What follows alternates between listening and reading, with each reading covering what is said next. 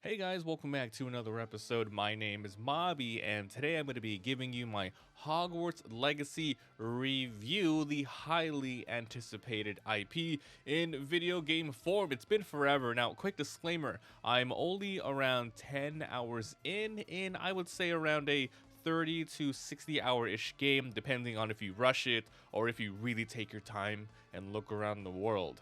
So I'm going to be giving you a bit of gameplay, the story, and then my final thoughts on if I recommend the game or not. All the footage you're seeing today, by the way, if you're interested, you can find it all on my Let's Play channel, MabiVsGames 2, and I live stream it all on Twitch, link down in the description. The story is set in the 1800s. The wizarding world, as you know it, is exactly like in the movies, but you primarily stay just, in Hogwarts and around it. You're not going to be dealing with too much like technology here, so it's kind of the same, even though it's like 100, 200 years earlier than, the modern Harry Potter stuff. You play as a 5th year student who has been accepted into Hogwarts. This character is highly customizable. You can be a guy or girl, or you can actually not even say your gender here. You can have lots of different styles of hairs, color, skin color, everything. So you jump on in. And wouldn't you know it, you are essentially a chosen one. You can see ancient magic. This ties into the plot throughout the whole freaking game. In the very, very early, sections of the game, you learn that, hey, only you can see these teleportation devices. You can see these traces of magic. You even find out that one of the very early sort of professors there also knew ancient magic, and you know what? He wanted to wield it for good, but maybe some people wanted to wield it for bad. You were on the, you're on the fence here. Like, oh, who do I learn? Who do I learn from? Who do I, am I teachable? Am I good? Am I bad? Etc. So you go to Hogwarts and you essentially grow from there.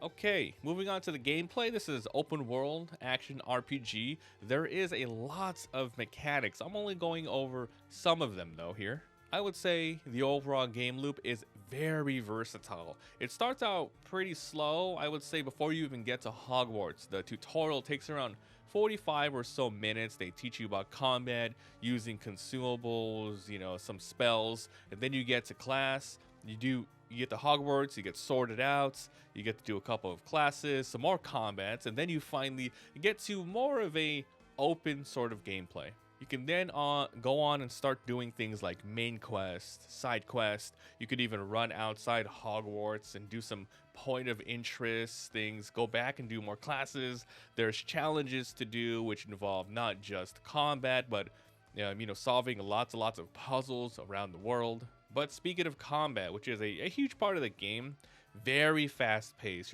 You're slinging spells. There's no such thing as like mana in this game, more just like cooldowns, and then you do get some sort of rage bar. You got like Dark Souls dodging with iframes. You even have countering, blocking. You're gonna be managing your HP, using consumables to even use buffs, heal, attack with them. This game is very counter heavy. It's very reactive forward battles. And that's like the small gist of the game, but I'm going to go ahead and talk here a lot about the rest of it. So my final thoughts on the game as a whole, as mentioned, I'm about 10 hours in, so I'm still playing, and there are still lots and lots of mechanics to unlock that they're kind of teasing into the game. I feel like I barely touched the surface. I still don't have flying yet. You can fly on brooms, you can fly on beasts, also taming some beasts, and there's no Quidditch in this game, and I'll explain why later. I really like the Harry Potter IP, but I would call myself a casual fan though. Like, I don't actively seek out, Harry Potter stuff. I've seen 1 through 6. I've seen like 1 through 4 so many times, but 6, 7, and 8, like bits and pieces. I only saw like maybe once. I don't remember too much of it, but I'm very familiar with the world and a lot of the memes, of course. I think they did a very, very great job with the feel, the atmosphere, the lore. This game is like a love letter, 100% for Harry Potter fans. This is like probably the best Hogwarts universe game that, doesn't really involve Harry Potter himself. The graphics, the music is amazing. They have a lot of non-canon-ish characters, but there are some name drops like, oh, this is a Weasley. Oh, this is, from the Black family, etc. I talked about combat a little bit, but it just feels smooth. You're doing a lot of dodging, countering. It starts simple and you feel like it's going to be a match fest, but once you get further along, you see lots of different types of enemy who are smart and use different spells. You can disarm them. They put up barriers with different colors. You have to figure out which of your spells will counter that. And that's just the humans. You can fight beasts, and maybe some spells won't work on them. So you have to figure out which one works, and then it's like, oh, you have to wait for them to do something and then activate a spell. I'll give you a really fun example. There's a spider in the game where he attacks you regularly by lunging at you. Sometimes he charges up an AoE attack by burrowing into the ground and then pops up. During his burrowing animation, you can activate Levioso and pull him out of the ground, which separates his head from his body. So it does massive damage that way. And I'm talking about a lot of different things like that, which makes it feel like your spells are very powerful. They're versatile, used in, the correct situations. It feels really good. The open world aspect, from what I've seen so far, is decent enough. The hills is very green, lots of trees, treasure chests, things to find, lots of loots. It doesn't feel too empty. Like there's just enough points of interest in between all of the rest of the stuff mixed in with some enemies. So even though it is an over-the-shoulder third person, it kind of feels like you're playing like a Far Cry game where you're just doing this, you're running over here. A lot of the puzzles are kind of samey. Like you're gonna run into the same different dozens or so different types of puzzles, but they will vary in difficulty and change it up a little bit, so it's not too bad. It's always like building upon itself difficulty wise. Like, oh, I've done this one before, but oh, there's a little bit of a twist here. Oh, I figured it out. So it's like really slowly. I think they did a decent job of having the difficulty curve with the puzzles.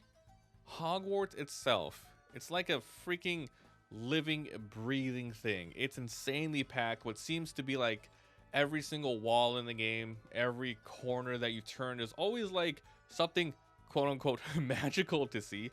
All of the paintings are moving, they're talking. There's a bunch of just like mannequins and suits of armors that seemingly do nothing when you walk past them, but like the 100th time you walk past them, they're like in a different position, or they speak and talk and they interact. And then there's tons of ghosts flying around. The students are hanging out and they kind of say things and gossip depending on where you are in the world. It feels like there was a lot of thought put into like the overall environment, the atmosphere. You feel like, oh my god, dude. Like if this game came out like 10 years and Harry Potter was still going as a movie, like the 7th movie just came out, this game would be gigantic and huge. If I was like, I don't know, a teen playing this is like the best Harry Potter game. I do have some things that I would change, or maybe I'm a little bit iffy about. It's not all good. First of all, did I come across any bugs or anything? Not really. I would say the only thing that was like a major what happened, whereas a music would not change, like a soundtrack wouldn't change. For example, I would go into the dark forest, you fight some enemies, and the music is very like combat-y, very like sad, depressed, like angry music, right? And then I would teleport to Hogsmeade in the morning, or a place is all like, oh yeah, happy, I'm going to the potions shop now, I'm gonna buy a new recipe, and the music would still stay there. So I knew this was a bug. I'm like, it's not supposed to be this way. So I reloaded the game and happy music. So yeah, like it happened like once or twice. It took me out of it. I'm like, what the heck is this? Some other things that happened was I would get stuck on like a stairs or something. Like my character would literally like float in the air and I couldn't move. I tried to do a bunch of spells and stuff. I had to blast my way and move myself out of the way. But it didn't happen enough where I'm like, like every little tiny glitch, every tiny bug that happened, it was over really fast. Figured it out and no problem then. So bug wise, that's all I experienced. But yeah, I like leveling in games, I really do. And in this game, the way to get experience is, well, you're not just straight out defeating enemies. You are actually gaining experience by experiencing the world. So you have like a spell called Revelio, which makes it so if you go to near certain like sort of structures and monuments, you get a piece of paper and you start learning from them. And then you get experience, so you get knowledge, right? So the more puzzles you do, the more quests you do, main quest, side quests, and even challenging like combat scenarios. Like you can't just kill an enemy. You have to kill an enemy and do a side thing, because like whenever you enter a combat, it's like, oh, kill enemies within 10 seconds, or make sure you counter 3 times, etc. And then you get like little buffs and experience. So it kind of changes it up, rather than I'm just gonna run over here, kill, oh, I'm high level.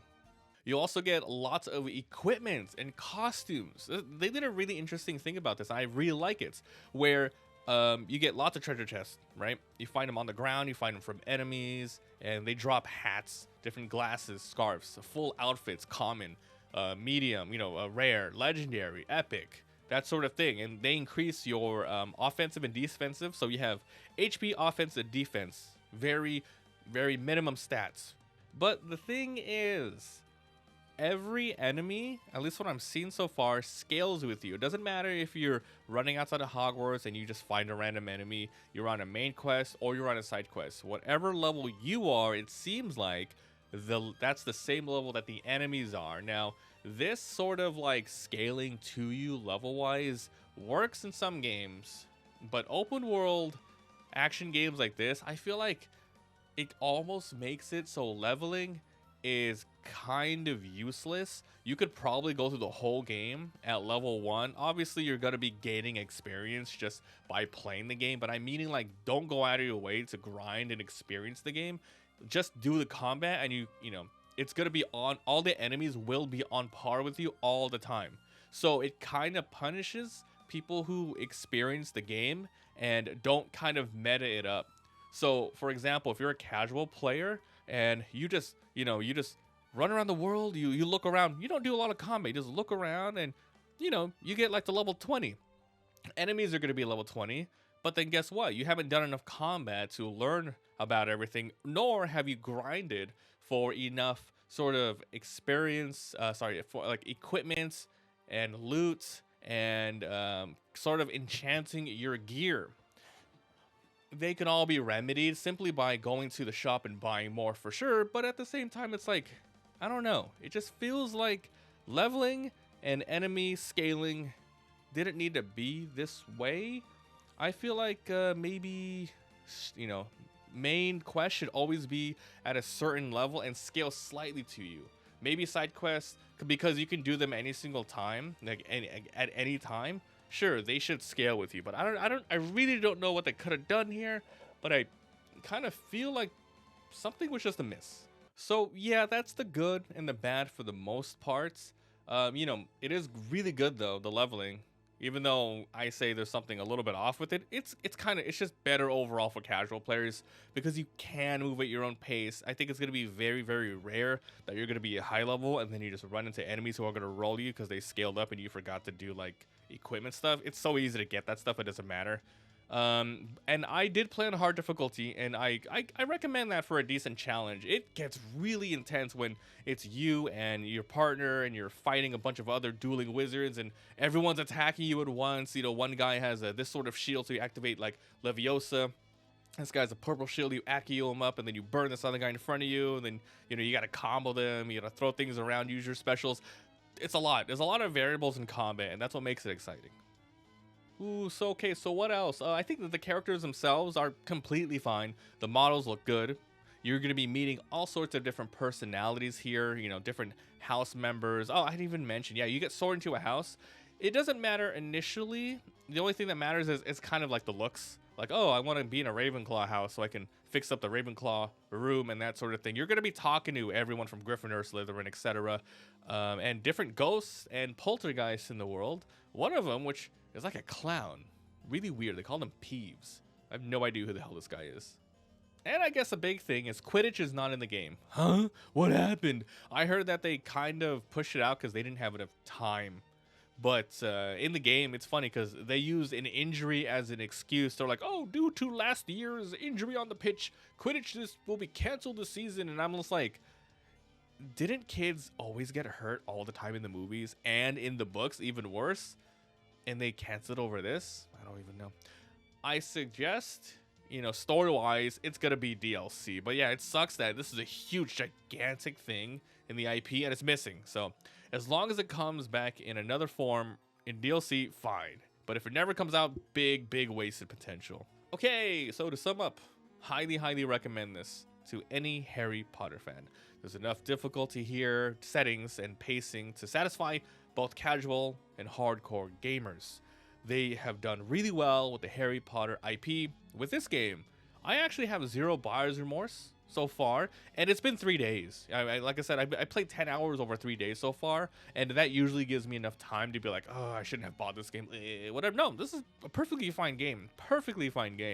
I even bought the deluxe edition so I can play this 72-hour early, and by the way, I played it on PS5. Really nice. Interesting to see how the PS4 version will work out in a couple of months. The only thing I suspect will be, maybe complained about is maybe when you're loading the different parts of the map, because sometimes if you move too fast between like different doors, it has like a loading symbol. You're just waiting around. So on PS4, I'm assuming it's gonna get a lot slower. But PC, SSDs and PS5 should be just freaking fine. So that is the game. If you guys enjoyed, leave a like. It helps a lot. If you haven't already subbed for daily videos, let me know what you guys think about Harry Potter, the game itself. Please try to leave any controversy out. We're just here to talk about the game. And please come by Twitch and my second YouTube if you want to see more gameplay and other stuff. Thanks for watching, and I'll see you guys next time. Bye.